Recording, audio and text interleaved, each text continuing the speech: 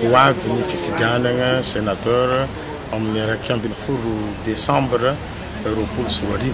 ho avy zao de koa de magnentana atsika jiaby be ny tanàna magnerany Madagasikara mba hifidy candidat zay natolotry ny RD magnerany Madagasikara mba afahatsika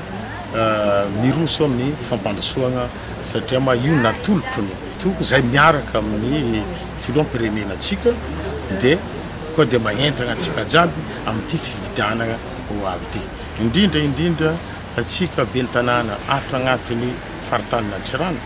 de fidiantsika zany hoe numéro 1 miagnarany Seramila Mino zay hitatsika fa io ny hitondra fahombiaza amin'ity fampandrosoana atika miangavy atsika jiaby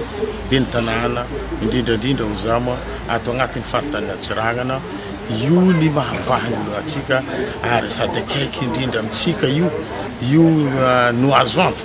ato amin'ny faritany Antsirana ka mba magnentana atsika jiaby be ny tanàna mba tsy ho diso safidy atsika amin'ity fifidianana amin'ny 20 décembre ho avy zao.